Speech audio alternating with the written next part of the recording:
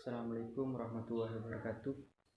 Perkenalkan, nama saya Ahmad Jailani dengan NIM 2003 401 051 023. Di sini saya akan menjelaskan tugas ketahanan pangan di masa pandemi saat ini.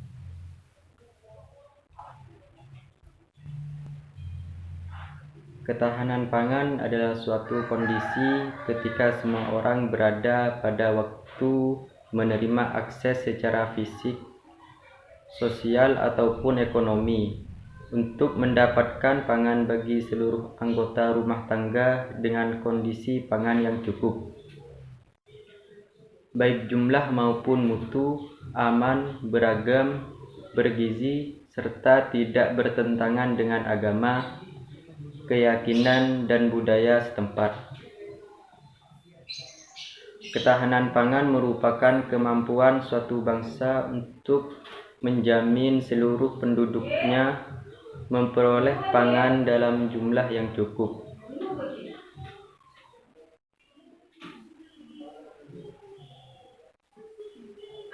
Mutu yang layak, aman, dan juga halal, yang didasarkan pada optimalisasi pemanfaatan dan berbasis pada keragaman sumber daya domestik.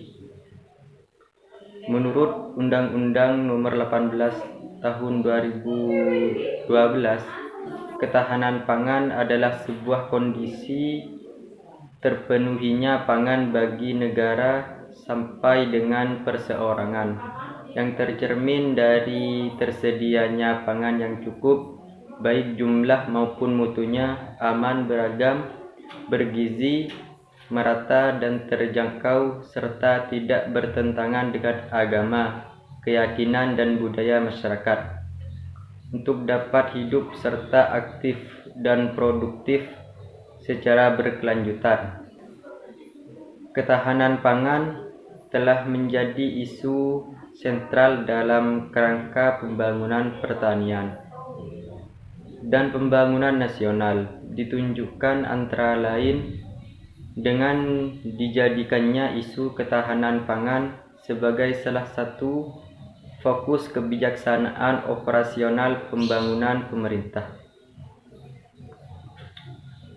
Ditunjukkan antara lain dengan dijadikannya isu ketahanan pangan sebagai salah satu fokus kebijaksanaan operasional pembangunan pertanian dalam Kabinet Persatuan Nasional 1999 sampai 2004. Di samping fokus lainnya, yaitu pengembangan agribisnis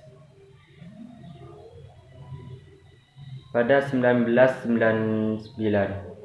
Selain itu, dibentuknya lembaga khusus yang menangani masalah ketahanan pangan, yaitu Badan Urusan Ketahanan Pangan tingkat eselon 1 di lingkup Departemen Pertanian tahun 2000. Kemudian pada tahun 2001 dirubah menjadi Badan Bimbingan Masai Ketahanan Pangan, menunjukkan pula pentingnya penanganan masalah ketahanan pangan. Lembaga ini diharapkan dapat memantapkan sistem ketahanan pangan untuk kepentingan dalam negeri. Mengingat adanya perubahan lingkungan strategis internasional dan domestik, ketidakpastian dan ketidakstabilan produksi pangan nasional tidak otomatis dapat mengandalkan kepada ketersediaan pangan di pasar dunia. Peningkatan ketahanan pangan merupakan prioritas utama dalam pembangunan karena pangan merupakan kebutuhan yang paling dasar bagi masyarakat. Peningkatan ketahanan pangan merupakan prioritas utama dalam pembangunan karena pangan merupakan kebutuhan yang paling besar bagi manusia.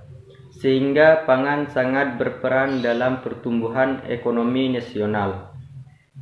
Ketahanan pangan diartikan sebagai tersedianya pangan dalam jumlah dan kualitas yang cukup, terdistribusi dengan harga terjangkau dan aman dikonsumsi bagi setiap warga untuk menopang aktivitasnya sehari-hari. Dengan demikian, ketahanan pangan mencakup tingkat rumah tangga dan tingkat nasional.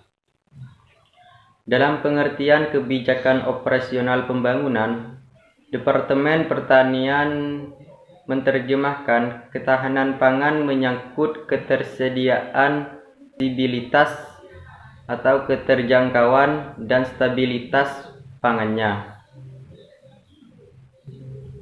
dan stabilitas pengadaan dan stabilitas pangannya. Di samping aspek produksi ketahanan pangan, masyarakat pendapatan yang cukup bagi masyarakat untuk mengakses bahan pangan, keamanan pangan, serta aspek distribusi. Pada saat ini, khususnya di masa pandemi saat ini, ketahanan pangan kita secara umum dapat dikatakan sedang terganggu. Dalam masa pandemi ini, pemerintah telah memberlakukan kebijakan PSBB, pembatasan sosial berskala besar. Di beberapa daerah, masyarakat juga diminta untuk mengurangi kontak fisik dan melakukan pekerjaan dari rumah. Hal ini dapat berpengaruh pada produksi, distribusi, dan juga konsumsi pangan. Sarana untuk melakukan distribusi pangan menjadi terbatas sehingga terjadi kurangnya produktivitas pangan. Selain itu, dengan pola hidup masyarakat yang berubah, otomatis permintaan masyarakat sebagai konsumen pangan juga berubah. Hal ini mengakibatkan perubahan harga-harga pokok produk pangan. Salah satu contohnya yang dapat dilihat adalah ketika kebanyakan restoran dan kafe ditutup, maka permintaan bahan pangan pun menurun. Akhirnya bahan pangan yang sudah terlanjur diproduksi dalam jumlah besar mengalami penurunan nilai jual. Banyaknya UKM yang akhirnya harus gulung tikar di tengah situasi pandemi, serta banyaknya pekerja yang dirumahkan juga berpengaruh pada akses ekonomi masyarakat terhadap pangan, di mana daya beli yang dimiliki masyarakat pun menurun. Solusinya yaitu dari dampak pandemi saat ini, yaitu khususnya dalam ketahanan pangan, yaitu banyak dampaknya karena semua orang lebih banyak menghabiskan waktunya di rumah.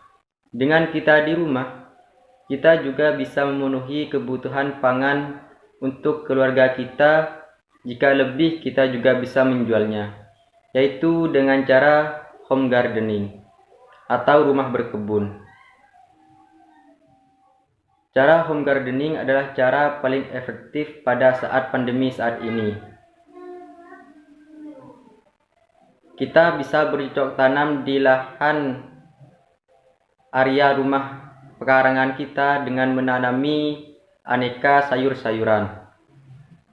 Mungkin hanya itu yang bisa dapat saya jelaskan. Kurang lebihnya saya mohon maaf. Akhirul kalam wa wafiq ila aqwamit thoriq. Assalamualaikum warahmatullahi wabarakatuh.